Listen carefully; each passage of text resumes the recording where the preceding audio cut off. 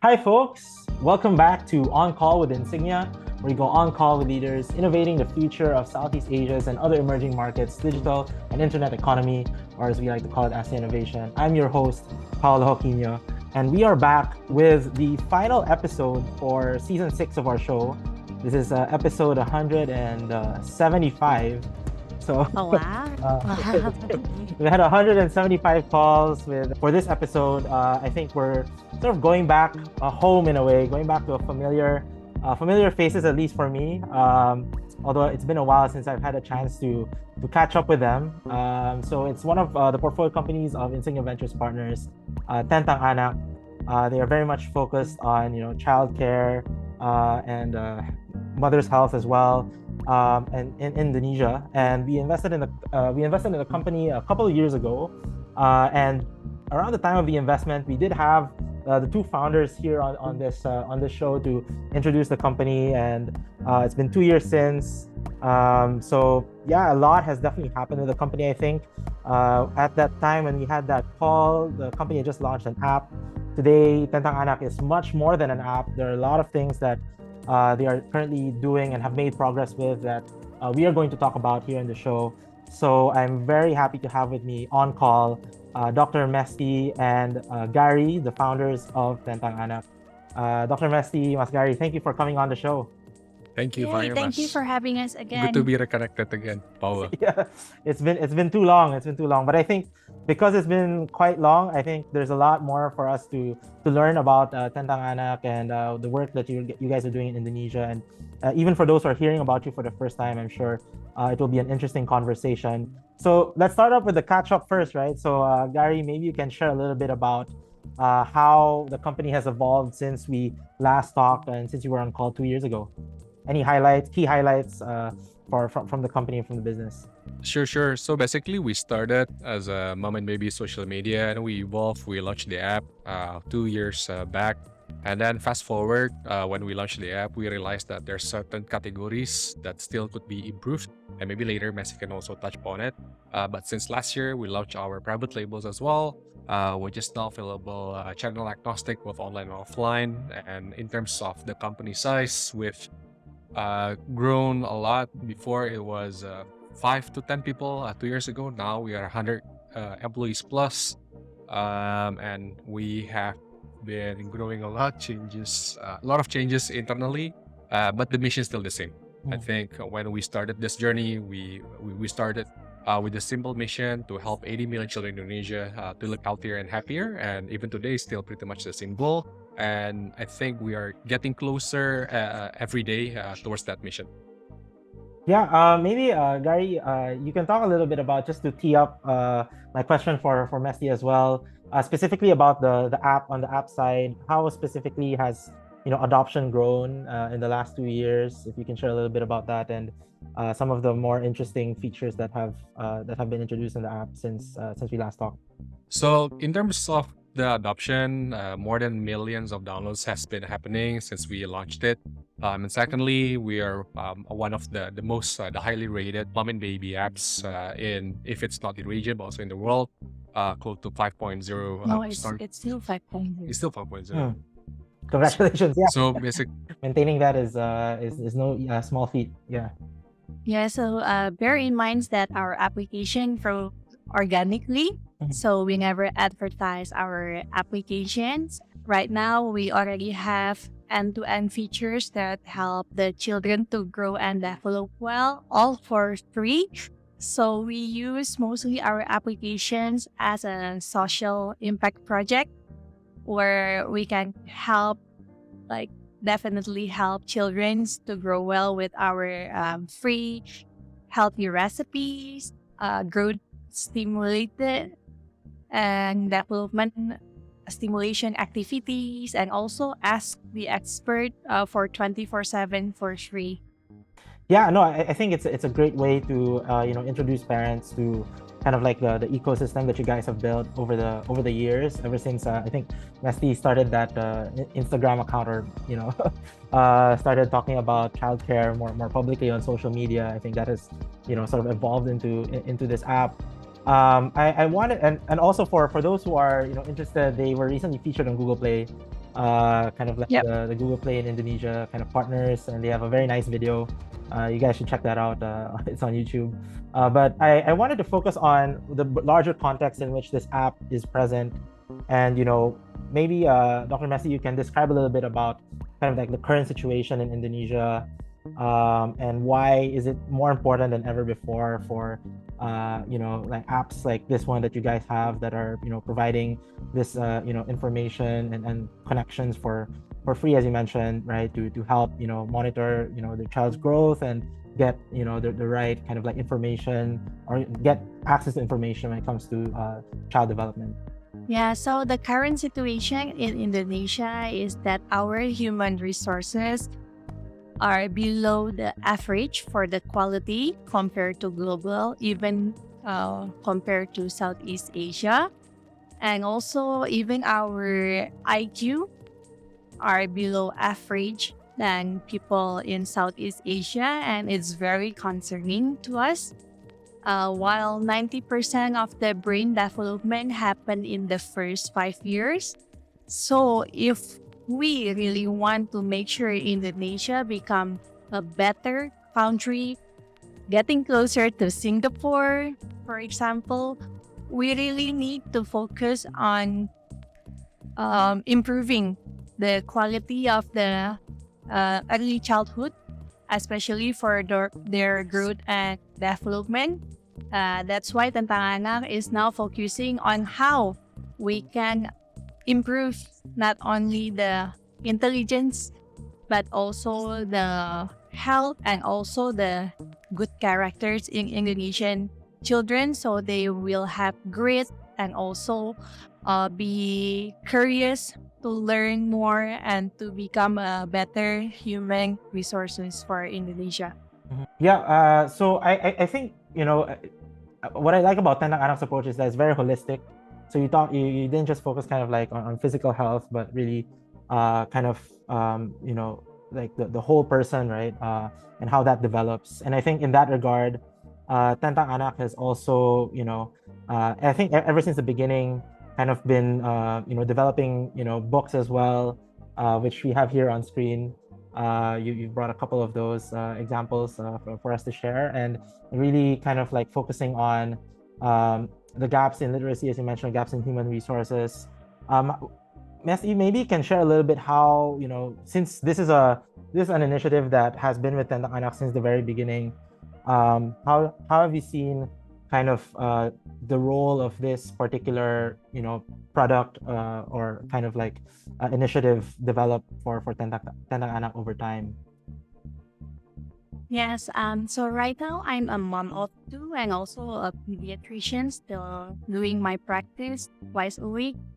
And I found out like to make sure that children grow optimally, they don't only need education from like information about growth and development, but there are many kind of products that are needed for their optimal development that is not available in Indonesia. For example, in Indonesia, our literacy level is very low.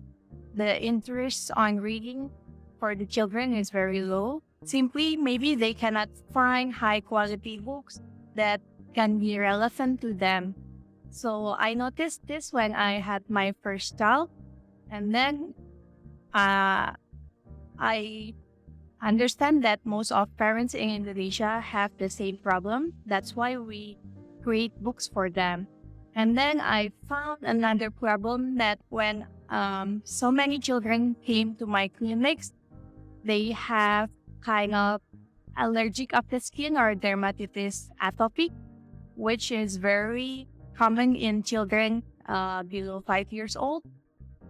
However, every time I practice, I needed to give them prescription on a very expensive and also imported lotions. I mean, like there are no local produce lotions that are available in the country that are high quality. So that's the initiation on why we develop expert care skincare to make sure the children can grow healthy. I mean, like in every aspect of their development.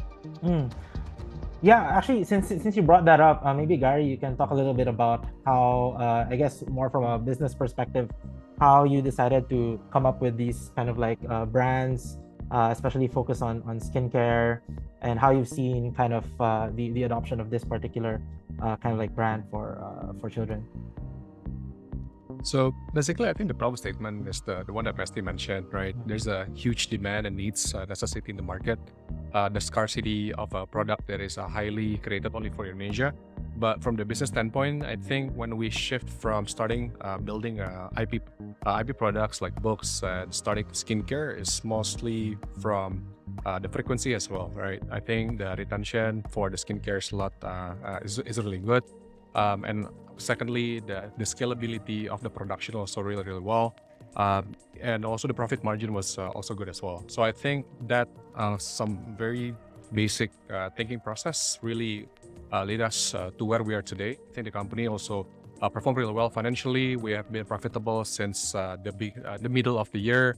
And I think going forward, we're still just going to be focusing on not just profitable or good products to create it, but I think at the end of the day, whether the product could make a positive impacts on the daily needs of the children in Indonesia. And basically from the day the kids awake until the kids are asleep, those are the things that we would like to produce and help them accordingly. No, what I really like about Tentang Anak's approach, at least from a business perspective, is the focus, right? On a lot of I think a lot of marketplace platforms, they try to launch a lot of different products, but in your case, like, you really focus on this particular issue that is faced by a lot of children, as Mesty has mentioned. What are other, I guess, speaking of, I guess, more opportunities or more problems to address? We talked about literacy, we talked about skincare as well. Mesty, any other kind of gaps that you think need solving? Maybe something that not necessarily that Tentang Anak will get into right away, but maybe something that you think needs solving in Indonesia. So maybe the framework of Tentang Anak, we never change our mission, and we want to provide them like all the necessary product from they wake up until they go to sleep. And then we see like what's the real problem for parents and children in Indonesia. What is that necessary but has not been developed or available in Indonesia? So I already mentioned about the skincare and also the book. And now, even less than a year, we already launched the vitamin D gummy. So the problem is almost 80% of Indonesian children are deficiency vitamin D, and it really causes they get sick easily, and then the growth is not optimal. And many parents didn't realize this, and the Indonesia Pediatric Society already recommends all the children to have a vitamin D supplementation 600 IU every day. They recommended it, but actually in the market, that specific dosage was not available. So what's available is 400 IU or 1,000 IU or even 5,000 IU. So then we thought, I think this is something that we need to create, since there's the urgency and also a very strong recommendation. So we don't need like to push people to buy this to convince them, but they will just straightly buy it because it is necessary. It is needed. So our thinking process on developing product has always been the same. Like, we create something that is needed, not nice to have, not what the other competitor is creating or what's viral or trending right now. So we always focus on the necessary thing. No, that's really interesting, and I think if I'm not mistaken, this whole the role of vitamin D has also implications as children grow up, right? Even Yes. adulthood. Maybe you can speak a little bit about that. Yes, so there are studies already mentioned that even when the adult consume vitamin D supplementation, when the baby was born, they grow taller and also have higher IQs.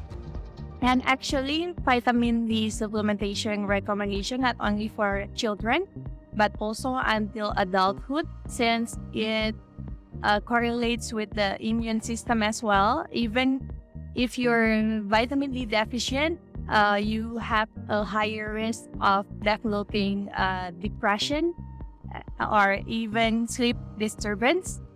So in Indonesia itself, our target for expert boost not only for children but for all the family. Yeah, so definitely not just. I think that particular kind of product can also be. It's not just for children, so to speak. I was curious for Tentang Anak, since Indonesia is it's a very complex market. Sometimes we confuse it with just Jakarta, but then there are a lot of other cities and a lot of different provinces. Maybe Garri, can you speak a little bit about how you're seeing kind of like adoption kind of like nationwide as well? Like, to what extent has Tentang Anak sort of been able to reach kind of geography-wise in terms of Indonesia? So I think in terms of the app, we pretty much have already users from Sabang to Merauke, right? So pretty much it's already covering all of Indonesia. And as a matter of fact, I think one of the reasons, like internally, why we really motivated to create the app is because access to doctors or pediatrician has been very hard for rural areas. Maybe Mesty later can share a little bit. But the fact that the app itself is free and you can actually chat anyone of one of our experts that is available 24/7 in the app to just discuss and consult, I think has been very powerful and meaningful for us internally. And secondly, in terms of our physical goods like the books, skincare, and also nutrition, expert boost, it has been available pretty much almost all of the tier 1 and tier 2 cities in Indonesia, and also like online, offline, pretty much all of your drugstores and supermarkets. I think the major ones are available. I think it's not just e-commerce. It's not just available. No. Correct. Yeah. Correct. So basically, your typical like Guardians, we're there. So yeah, it's I think the goal is not just to create a product that is needed, but to ensure that it's easily and readily available wherever the parents and the moms and the dads are actually needing it.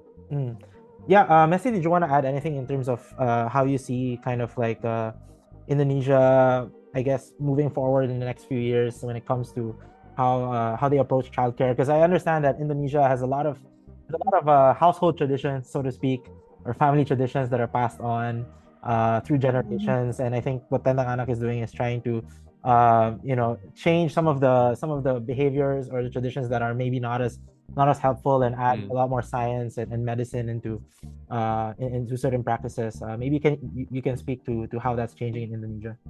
Yeah, exactly, Paulo. I mean, right now, the access to more accurate information is better than before when our parents raised us. And also, since millennials already in their phase to become parents, and maybe most of them are the one who were raised by POC parents. I don't know if you ever heard about that. POC parents, it meant like tiger parents. Oh, like or helicopter very, parenting. Yeah, exactly. Right. And now, like you see in social media, is very trending about inner child, etc. So right now, the millennial parents and alpha parents are more conscious about parenting, and they want to be mindful and do the best practice as they can. So they are now is more scientific and also trying to make sure that they raise their children well. That's why Tentang Anak came in the very right moment when all these parents are very open to very scientific information and also willing to learn from the experts. Because what differentiates Tentang Anak from other platform is that Tentang Anak is very scientific back and also expert driven. We have more than 30 in-house experts, including pediatrician, child psychologists. So we want to be an end-to-end platform that is trusted by the parents and children. Yeah, and again, as you mentioned earlier, really focusing on what the what children need, what parents need, rather than following trends. Although I can see that you guys are very much tapped into what next generation, parents of this generation and next generation are looking for in terms of childcare. I wanted to wrap up our conversation with a little bit about sharing how you have grown as entrepreneurs over the last 2 years. I think you guys had just started Tentang Anak 2 years ago. Now, 2 years for a startup is like, I don't know, like 10 years for founders. I don't know how you guys feel about that, but yeah, maybe you can share some anecdotes about how you have grown as entrepreneurs. Maybe you want to share an anecdote about each other or about yourself. Yeah, Garri, maybe you can go first. So I think not just how we have grown as entrepreneurs, but since we're both our husband and wife, I think the growth as a couple also has happened a lot. I think the first year was very, very tough because it's very blurry, right? Like work and home, and also like the things that we were excel at. It just like has been very blurry. But I think as time goes by and we evolve and resonates and gravitate towards the things that we are excel at, I think there has already now like a clear lines on you do what, I do what, and I seek help from you if I need this, and vice versa. I think that has helped us to evolve as a parent, as partners, and also as leaders at Tentang Anak. So I think that's pretty much the highlight. At least for Mesty, how about you? Yeah.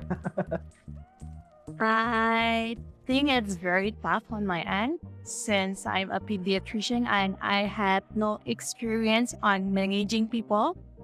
I think in these 3 years, the toughest thing is to manage all the expectation of the people, of the consumers. So yeah, it's very tough. However, yeah, not only as founders, but also as couples and also as a person, I think both of us grow like very fast, even I mean like faster than we can imagine, especially in the communication part. So what I learned most is that communication is the priority, not only in building relationship, but also how to make sure the company grows. So that's why we need to have a very clear company values. So we just revamp our DNA and also our values to make sure it's embedded in every family member. That's what we call our employees, family.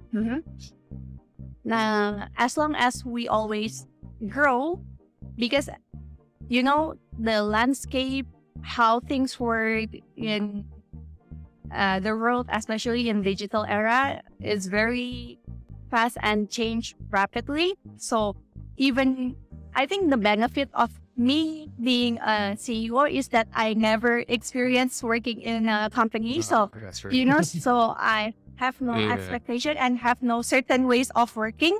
So that's why we can try to find do things creatively, not because it worked before, but just do things and make sure it works.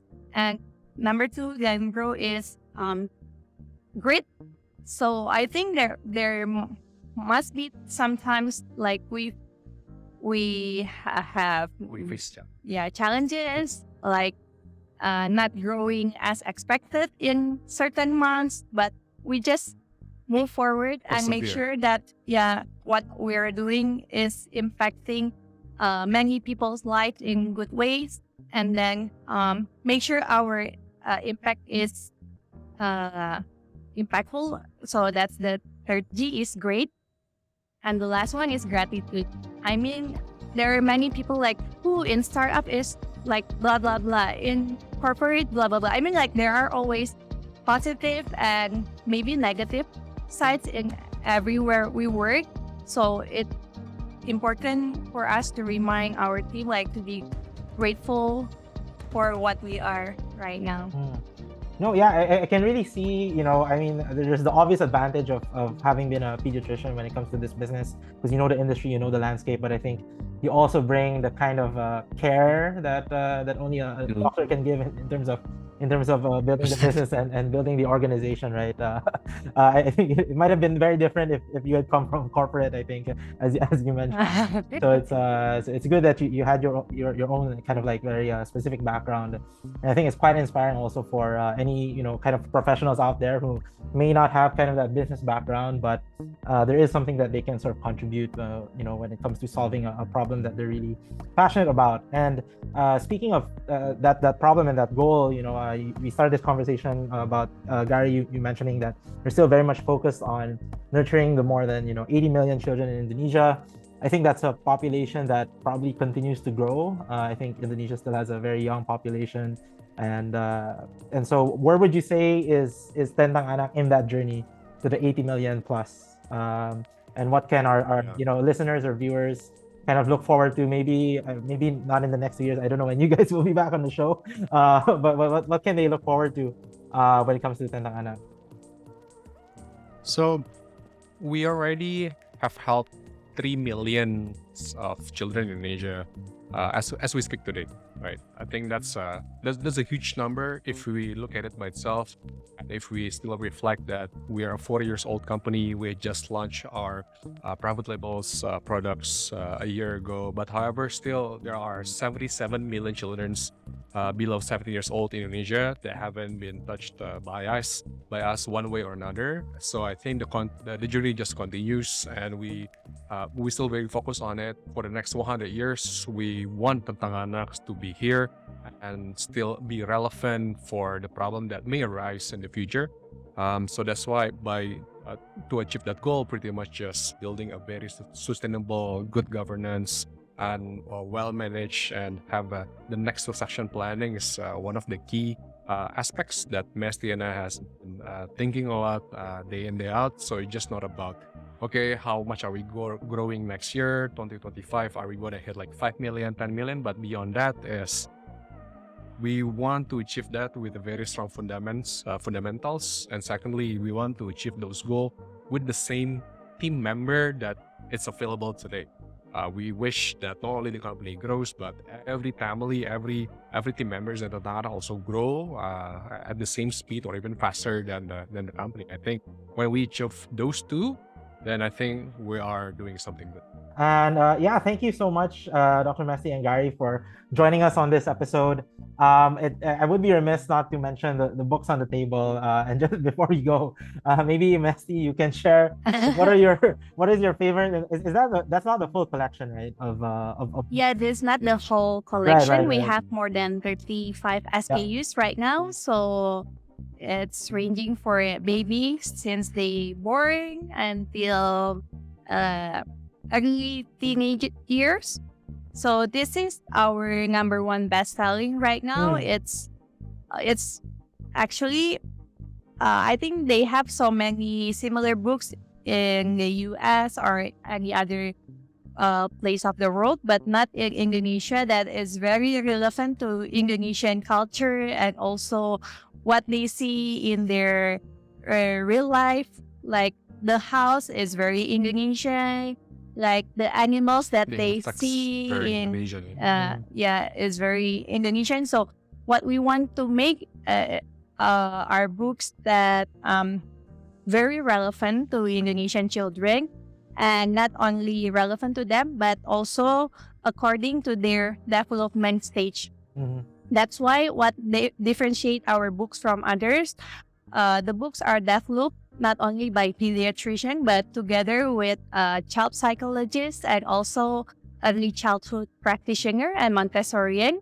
So we really want to make sure that every page is meaningful and also captivating for the children. I mean, as somebody who grew up on books as well, I think it's really great that books continue to be kind of something that you guys are pushing for the future generation. I mean, a lot of people tell me that folks don't read that many books anymore. So it's good that you guys are still trying to nurture that kind of like behavior. And this episode should be out around the holiday season. So And if you guys are still scratching your heads about gifts to give, I'm sure a book should be a good one for your relatives and those in your life. So yeah, once again, thank you, Dr. Mesty and Garri, for joining us on this call. Hope to catch you again. Maybe 2 years might be too long. Maybe maybe next year or so when there's something new and exciting that you guys are coming out with. But all the same, I hope our listeners and our viewers out there have learned a lot more about not just Tentang Anak, but also why it's so important for a platform or a business like yours, a brand like yours, to be present in Indonesia and this mission that you guys are working towards to nurture, now the 77 million more, since you guys have made progress, 77 million more children across Indonesia. So thank you very much, Dr. Mesty and Garri, for going on call with us. Thank you, Paulo. Thank you, Insignia. Say hi to Ingrid. Bye. All right. For your trust from the beginning. All right. Bye. Thank you. Thank you.